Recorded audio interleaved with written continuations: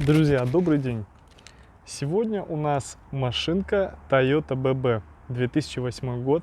Очень интересная маленькая машинка, которую прям вот стоит показать, стоит на нее обратить внимание. Ну, во-первых, посмотрите на этот дизайн.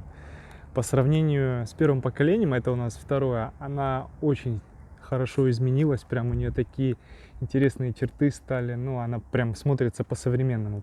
По сравнению с предыдущим поколением, которое видно, что машина 2000-х годов, это уже машина 2008 года, но смотрится как машинка такого 13-15 года, да? Совсем свежая такая, интересная. Сейчас давайте пройдем вокруг, посмотрим ее экстерьер и залезем внутрь, посмотрим интерьер. Машина действительно очень такая прям маленькая, но колоритная. Салон это просто что-то, я вам покажу, сейчас вам очень понравится салон, я уверен. Сейчас давайте заглянем. Прошу прощения, если у нас сегодня ветер такой противный, но куда без него, куда деваться. Давайте заглянем в салон. Ну, во-первых, обратите внимание, что у нас из плюшек здесь есть. Бесключевой доступ, то есть мы нажимаем кнопку, находясь снаружи, машина закрывается и открывается. А далее давайте заглянем в салон. Здесь уже будет тише, нам не будет мешать ветер, и покажем много интересного. Итак, заводим машинку. У нас здесь такой мульти-ключ, можно так это сказать, да? Вот так мы его поворачиваем. Этот рычажок. У нас завелся тахометр. У нас включилась магнитола, но звука мы включать не будем, к сожалению, да, потому что видео иначе могут заблокировать, вдруг здесь какое-то радио заиграет. Ну, классная штука, уверен, что вечером все это так классно светится. Посмотрите, у нас здесь есть вот такой вот сабвуфер, как бы это сделано под завод, но я так понимаю, что это ставили, скорее всего, уже владельцы. Здесь прям вот есть AUX. Тут у нас находятся два удобных подстаканничка вот таких выезжающих. Здесь у нас климат с дисплейчиком, который, в принципе, видно, можно отслеживать, все понимать, да. Здесь у нас пепельница, но знак не курить. Селектор переключения передач находится на руле, это очень удобно. Я вам скажу, что машинка очень удобная в плане управления, в плане посадки для пассажиров, для водителя. Здесь вот такой кармашек огроменный, просто огроменный кармашек. И вот еще один кармашек огроменный, тоже просто здесь такой отсек, ну как бы можно туда 20 очков положить. Посмотрите, потолок черный, это очень круто, здесь такая подсветочка. Вот если бы не этот потолок, то машина бы явно смотрелась иначе.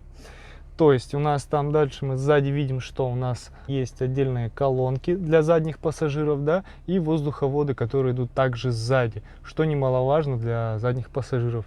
Сзади диван, спереди по сути у нас тоже диван, да, то есть вот такой раскладывающийся подлокотник. Сейчас мы выйдем, посмотрим, как это все делается. Здесь вот такие динамики, воздухозаборники очень интересные, кстати, как будто бы у Renault Logan украли.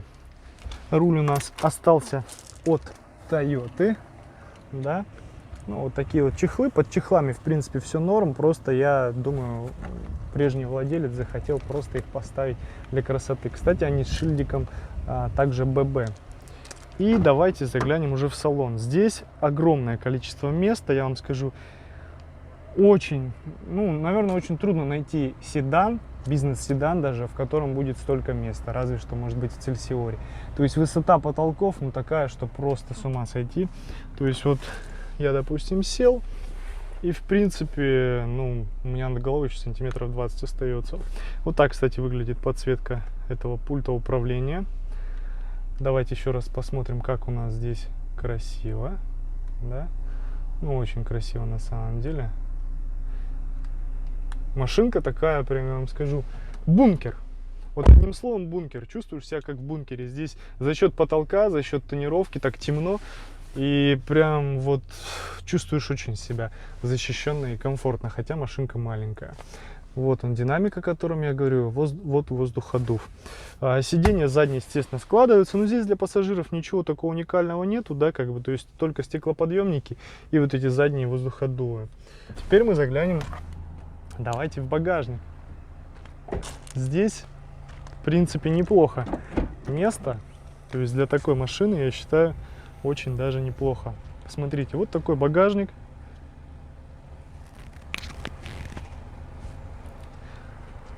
Он складывается, ну, как и во всех, в принципе, японских автомобилях. Причем я сразу интуитивно это как-то легко понял. То есть здесь вот такие вот, как, не знаю, ручечки, за которые мы дергаем и толкаем сиденье вперед. Вот так раз. И вторая ручечка, оп, толкаем сиденье вперед. Все, вуаля, у вас огромный салон. Переднее сиденье можно отодвинуть. В принципе, опять же, холодильники, телевизоры, какие-то небольшие шкафчики, ну, все что угодно. Посмотрите. Очень большой такой отсек, то есть сама, собственно, дверь, она огромная, реально. Машина очень высокая, получается здесь такая вертикальная посадка, и ездить на самом деле и комфортно ездить, и садиться, и передвигаться, ну, как бы что-то перевозить. Машина прям для этого идеально подходит, такая городская идеальная тачка. Это прям реально топчик, вот честно. Не знаю, я бы, наверное, даже сказал, что мне она нравится больше, чем Fit. Кто-то, может быть, поклонники Фитов скажет, Fit круче смотрится, но по мне эта машина, личное мое мнение, да, как бы ни на что не претендующая, смотрится она явно круче, и в салоне все выполнено тоже явно круче. Хотя Fit есть 2010 года, вроде бы свежей, но там не так. Не знаю, здесь больше места, здесь комфортнее, удобнее, здесь прям интереснее. Тачка вызывает внимание, несмотря на то, что она маленькая и простая. Ну и, не знаю, ну просто нравится, да, классная машина. Кстати, что касается моторов, у них 1.3 и 1.5, два мотора. Привод у них передний и полный привод. Сейчас давайте мы заглянем под капот, посмотрим на агрегат, который тащит эту машинку.